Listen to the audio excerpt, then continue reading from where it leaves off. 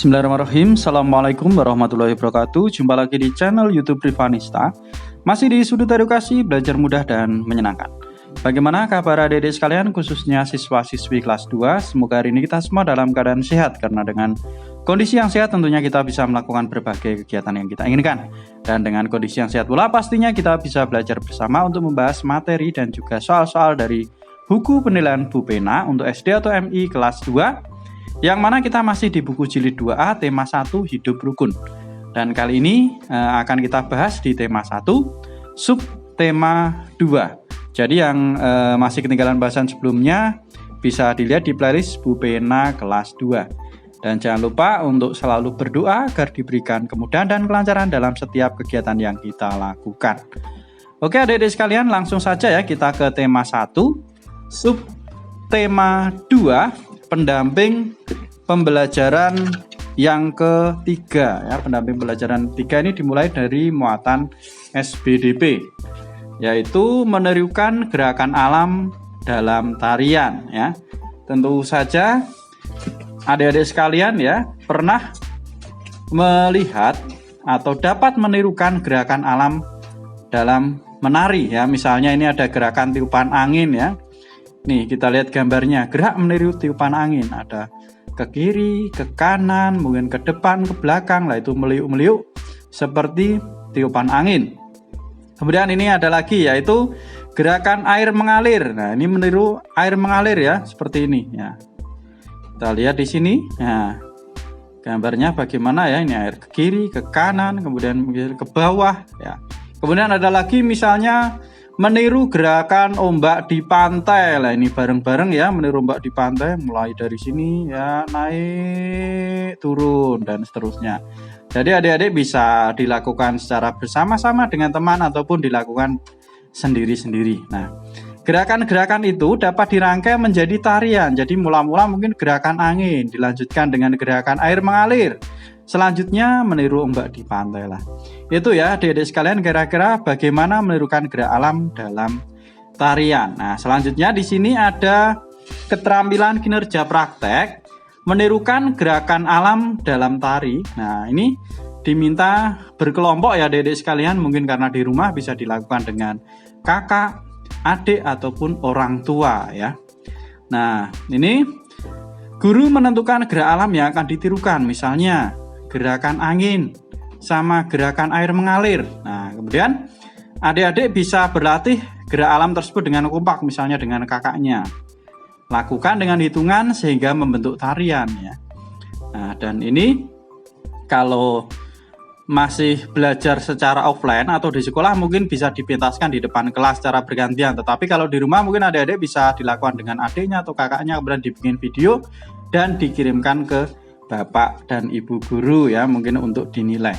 Itu adik-adik sekalian untuk muatan SBDP.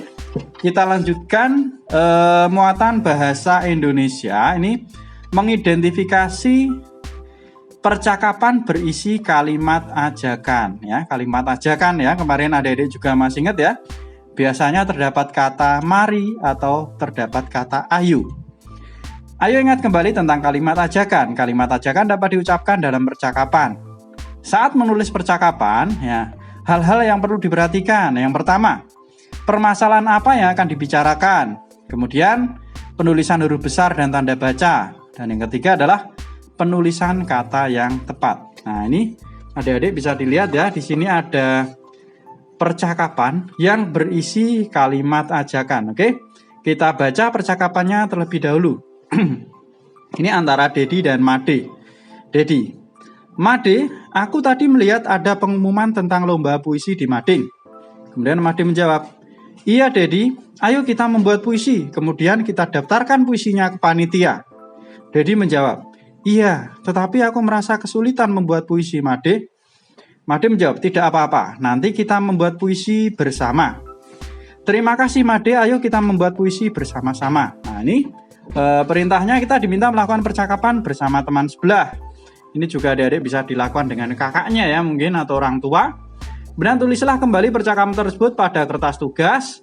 Hiasilah teks percakapan dengan gambar yang baik ya. Adik-adik bisa dibuat, dihias ya supaya jadi bagus. Setelah itu, nah ini diminta mendiskusikan.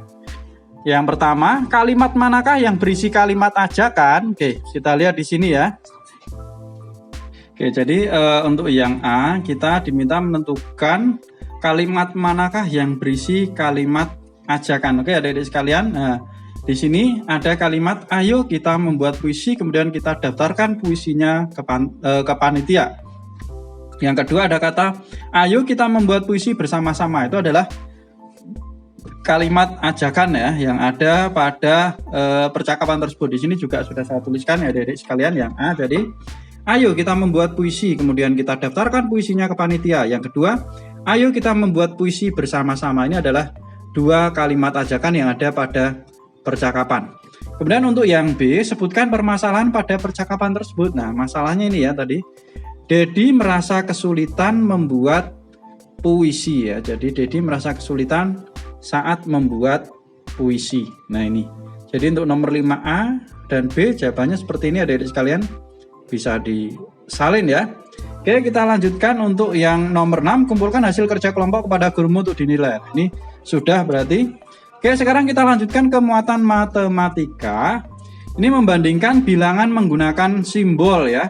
Kalau kemarin kita tuliskan lebih banyak dan lebih sedikit, sekarang menggunakan simbol. Jadi kamu sudah belajar cara membandingkan banyak benda. Membandingkan bilangan dilakukan dengan memperhatikan angka penyusunnya. Ya, dilihat ya, kita lihat di sini ya. Perbandingan dua bilangan dapat ditulis menggunakan simbol. Nah, ini lebih kecil dari atau kurang dari, penulisannya seperti ini. Kalau adik-adik pengen ingat, ini kita, dikasih garis ya, ini seperti ini. Seret lah, ternyata seperti huruf K, berarti ini lebih kecil atau kurang dari. Sedangkan untuk yang seperti ini, ya, ini lebih besar dari atau lebih dari, ditulis seperti ini. Kalau kita tarik garis ya, seperti huruf B ya, lebih besar ya, lebih dari. Oke, perhatikan contoh berikut. Ini ada 365 ya, berarti 300 plus 50, 356 ya, 350 tambah 6. Kemudian ini 365, berarti 300 tambah 60 tambah 5. Nah, angka ratusannya sudah sama, angka puluhannya yang berbeda ya, berarti 50 itu kurang dari 60. Maka nilai bilangan 365 ini lebih kecil dari 365. Jadi 356 itu lebih kecil dari 365. Jadi perbandingan bilangan dapat ditulis 356 kurang dari 365. Ya, seperti itu ya adik-adik sekalian. Oke, kita kerjakan ya. Untuk salah berlatih, tuliskan dalam bentuk panjang dahulu, kemudian bandingkan menggunakan simbol ini, kurang dari atau lebih dari. Ini 325, berarti kita tuliskan ya. Ini 300, ini 20, ini 5. Ini 523, berarti 500, ini 20, ini 3. Kita lihat ya.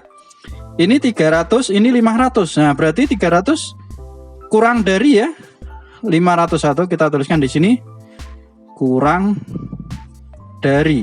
Nah, oke, jadi perbandingan bilangan dapat ditulis nah seperti ini ya kalau dalam bentuk simbol.